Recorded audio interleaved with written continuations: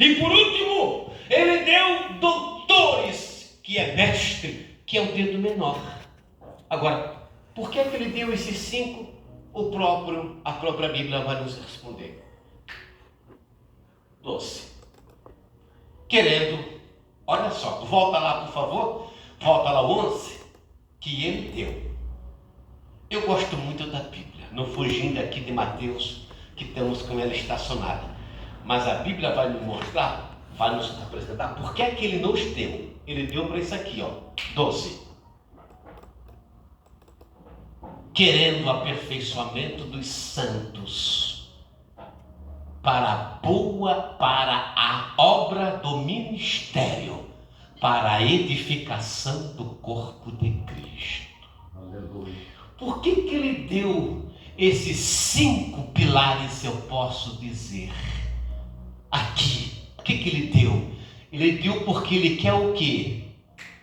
12. Por que ele deu? Ele deu por causa disso aqui, versículo 12. O que ele deu?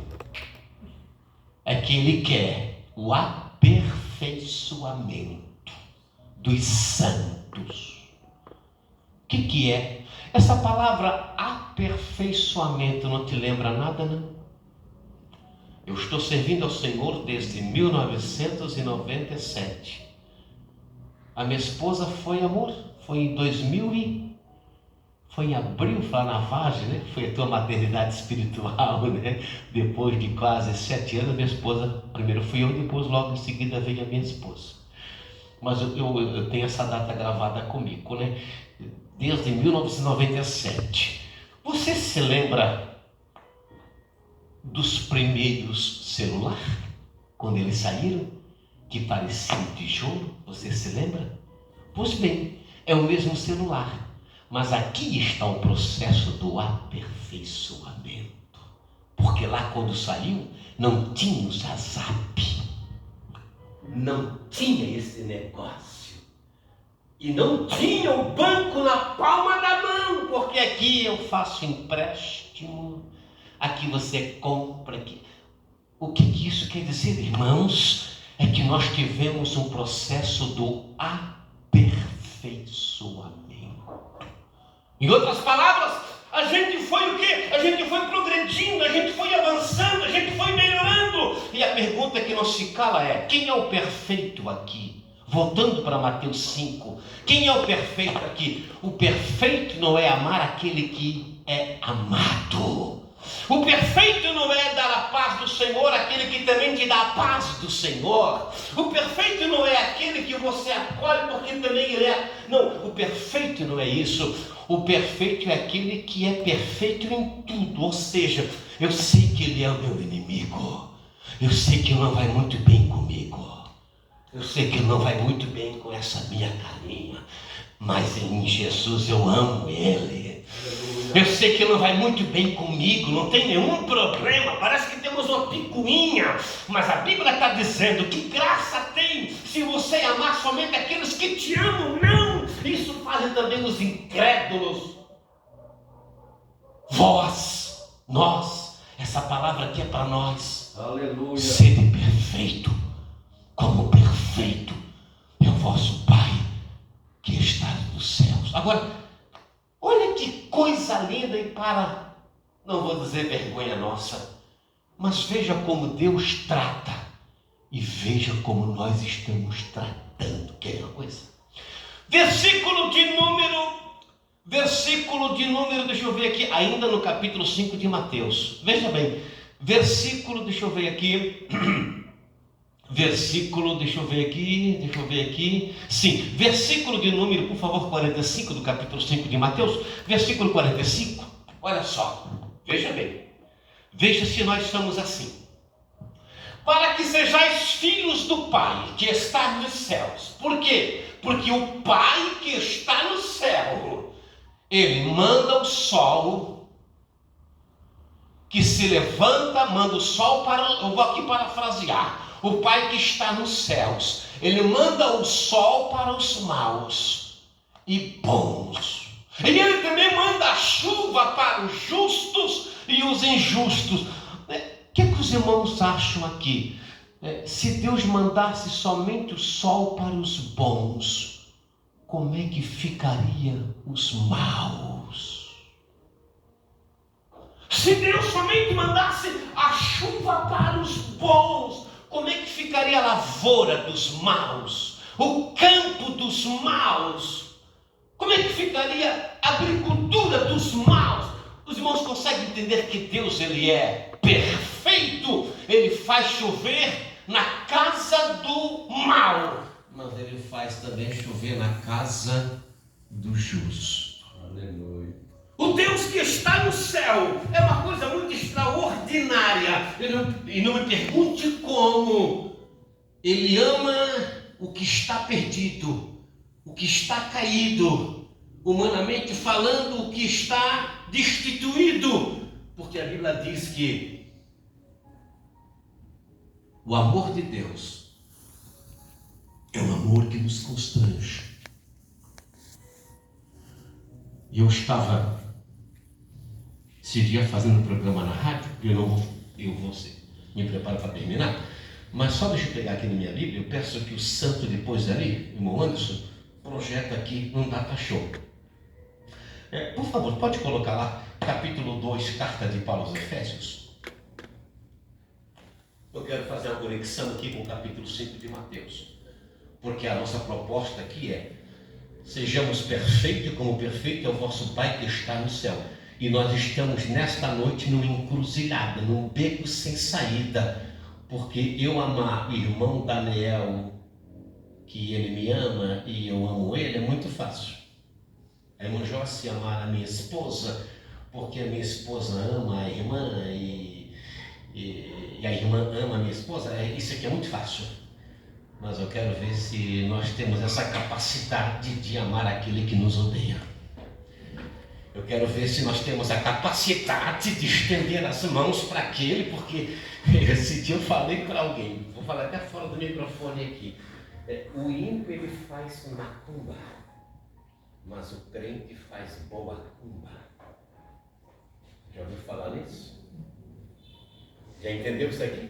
Entendeu? Vou falar fora do microfone. O ímpio, incrédulo, ele faz macumba para destruir a vida do outro, mas o crente não faz macumba, ele faz boa cumba. Agora olha só, Paulo diz que ele vos vivificou, estando vós, olha a palavra vós que aparece aqui novamente, mortos em ofensas e pecados. Mas a riqueza do texto é que ele vivificou. O que isso quer dizer? Ele deu vida onde não tinha vida. Era mais ou menos assim ele contigo. Era mais ou menos assim nós. Nós não passávamos de uma espécie de um cadáver ambulante. Está vivo, mas vive só para ele. Mas um dia ele nos vivificou através da palavra. Aleluia. Aleluia. Um dia ele nos colocou aqui na sua casa, no seu aprisco, no seu redil. E com muito respeito aqui não tem duas cabeças. Aqui só tem uma cabeça só. E aqui não tem duas bocas.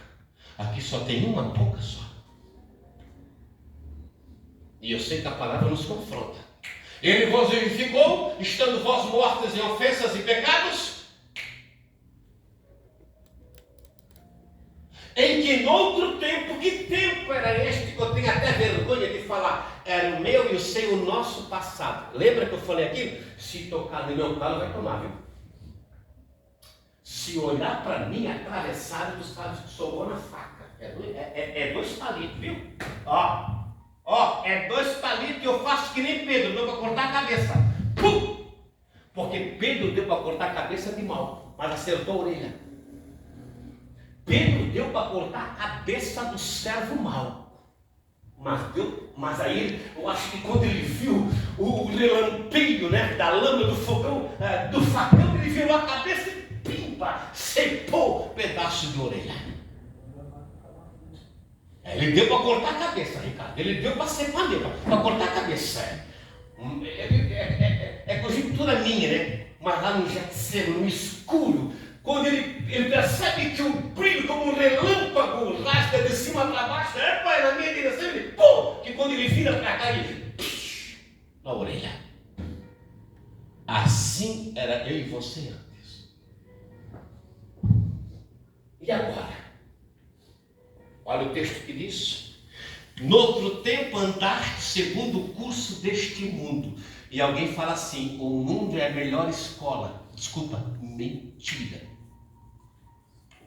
Porque se o mundo fosse a melhor escola, os presídios não estariam superlotados. Olha que diz: andaste segundo o curso deste mundo, segundo o princípio das potestades do ar, do espírito que agora opera nos filhos da desobediência. E aí eu volto aqui para Mateus capítulo 5. E eu preparo aqui para encerrar a minha participação aqui. E eu louvo a Deus aqui pela vossa atenção aqui nessa noite. Ele está dizendo aqui: ouviste que foi dito, amarás o teu próximo e aborrecerás o teu inimigo. Versículo 43 do capítulo 5 de Mateus. Jesus disse, porém, eu vos digo, amai a vossos inimigos.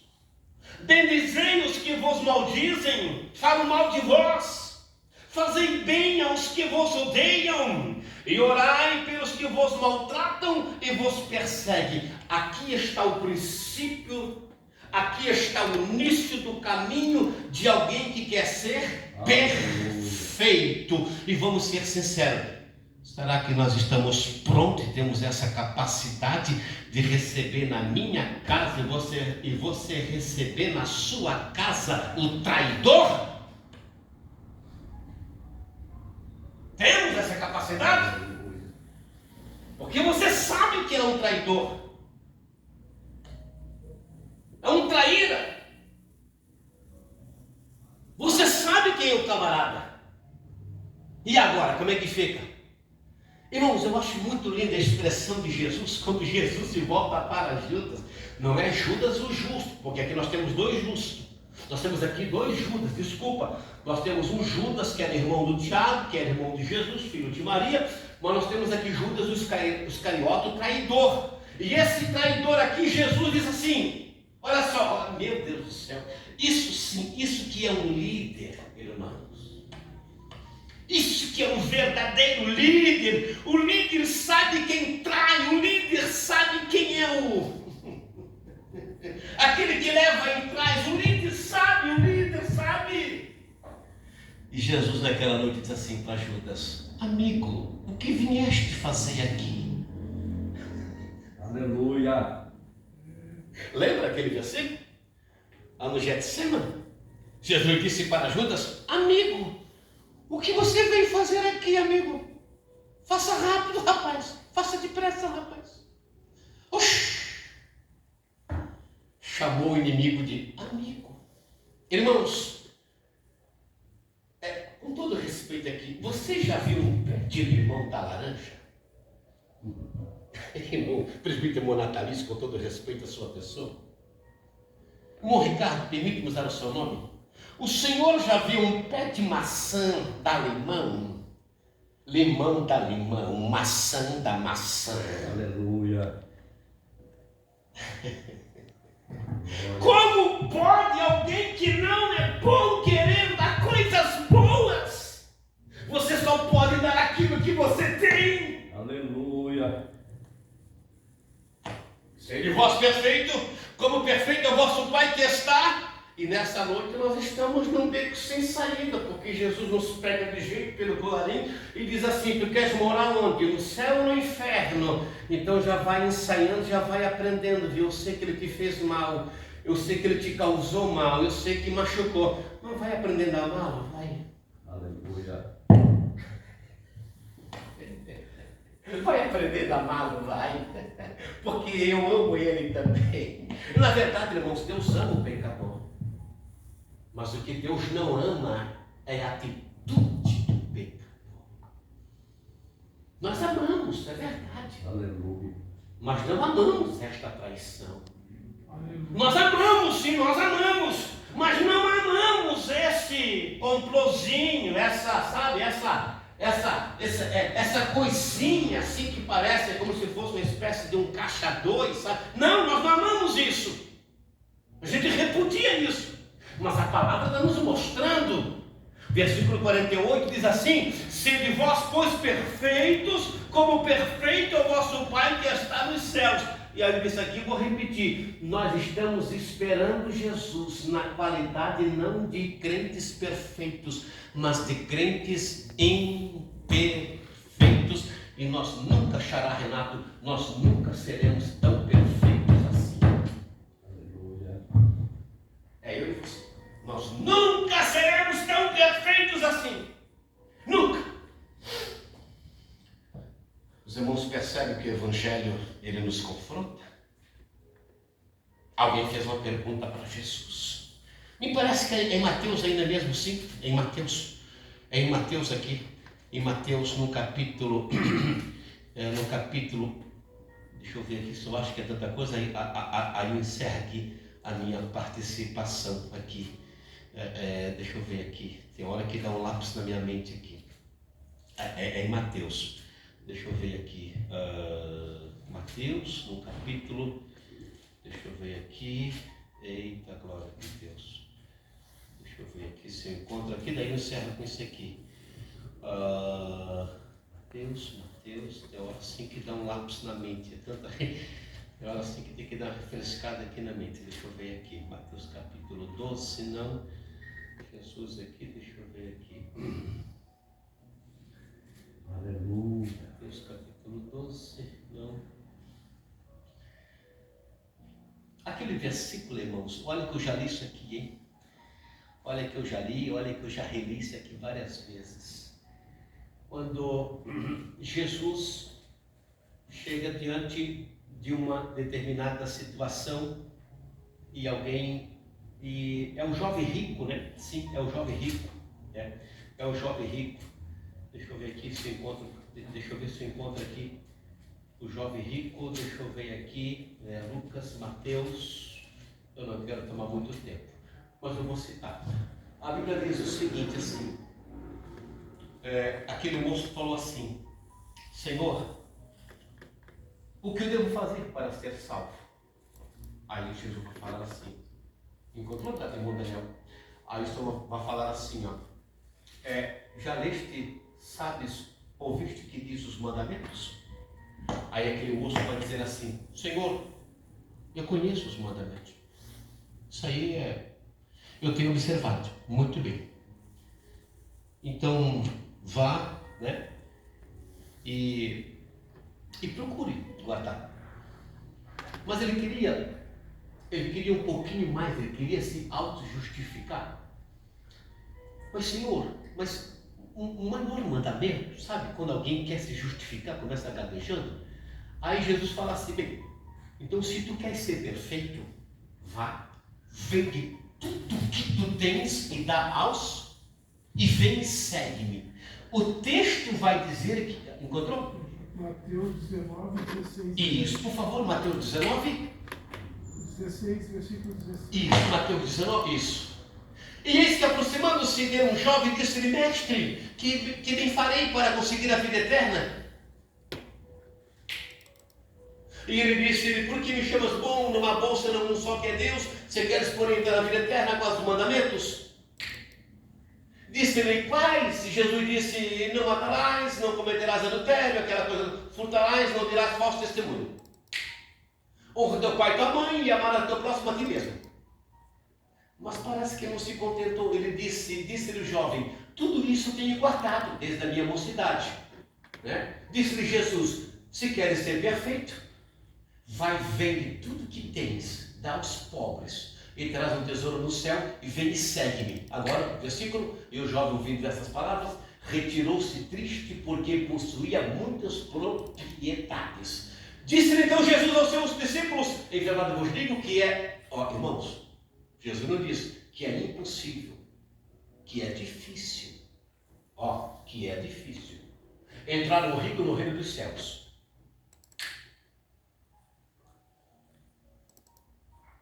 Os seus discípulos, ouvindo isso, admiraram-se muito, dizendo: que poderá, pois, salvar-se? E Jesus, olhando para eles, disse aos homens: é isso impossível, mas para Deus, volta lá, meu santo, mas para Deus tudo é possível. Depois aí tem Pedro, eu não quero me demorar muito aqui.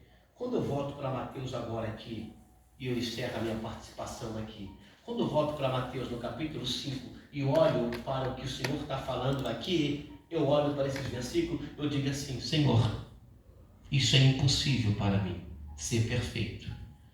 E parece que eu escuto Deus falando comigo através da sua palavra. Não é verdade?